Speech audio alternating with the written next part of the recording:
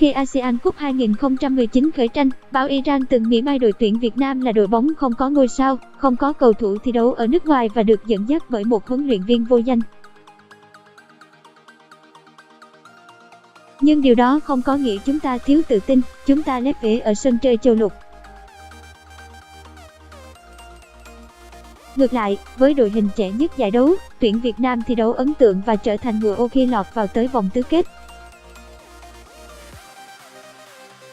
Trong chiến tích của tuyển Việt Nam tại ASEAN Cup 2019 hay của Olympic Việt Nam tại ASEAN 18, của U23 Việt Nam tại giải U23 châu Á 2018 trước đó có sự đóng góp lớn của câu lạc bộ Hà Nội.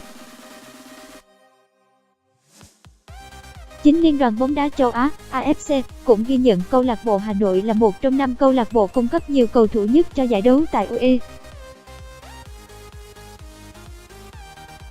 Với lực lượng là nòng cốt các đội tuyển Việt Nam tạo nên tiếng vang ở sân chơi châu lục suốt một năm qua, không lẽ Bầu Hiển vẫn chỉ ôm mộng bá vương ở giải đấu quốc nội? Nếu đúng thì mọi thứ đang ngược với quy luật phát triển. The Dream Team Hà Nội vô địch V-League 2018 với hàng loạt kỷ lục vô tiền khoáng hậu.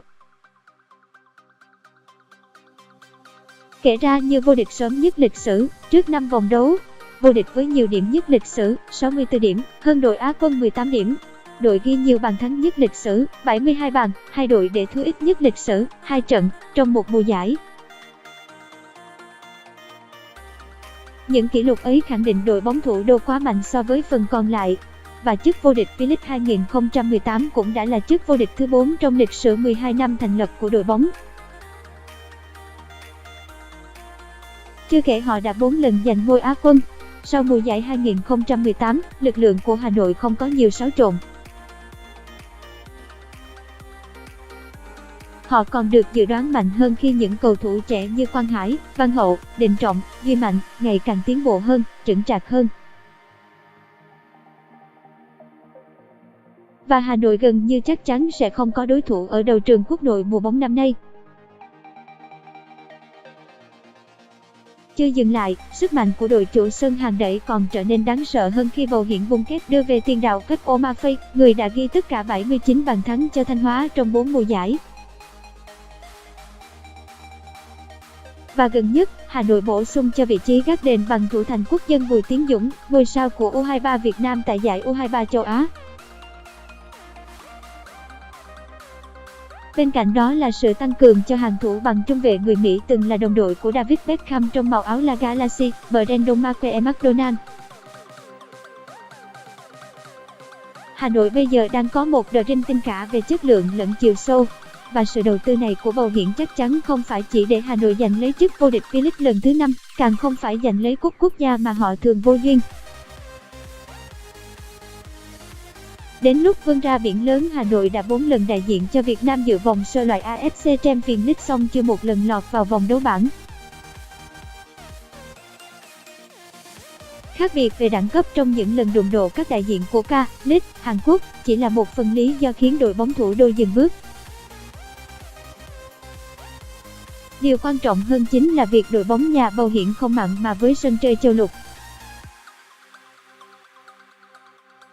Ngay cả khi rơi xuống một sân chơi nhẹ hơn là AFC Cup, Hà Nội vẫn buông nên cũng chưa bao giờ đi xa hơn vòng bảng. Nên nhớ, năm 2009, sau 2 màu liên tiếp vô địch V-League B, Bình Dương đã nuôi quyết tâm vươn tầm châu lục và họ đã lọt vào tới bán kết của AFC Cup. Hà Nội hoàn toàn có thể làm được điều này với thực lực hiện tại. Trước mùa giải 2019, Hà Nội tham dự Leukeri Season Cup 2019 tại Thái Lan và giành ngôi Á quân. Đội bóng của huấn luyện viên Chu Đình Nghiêm đã thi đấu ấn tượng và có những chiến thắng trước đối thủ mạnh của Thái League như chiến thắng 3-1 trước Moanthong United, chiến thắng 3-2 trước Ra FC. Thái League mùa trước tự hào có Brom United thi đấu ấn tượng tại AFC Champions League khi xếp thứ 2 ở bảng đấu có Gangwon Evergrande, Trung Quốc, Shireyo Osaka, Nhật Bản và Jeju United, Hàn Quốc. tại vòng 16 đội, dù dừng bước trước đương kim vô địch K-League là Jeonbuk Hyundai Motor với tổng tỷ số 3-4, song chiến thắng 3-2 ở trận lượt đi của đại diện Thái Lan vẫn là một trong những cú sút của giải đấu.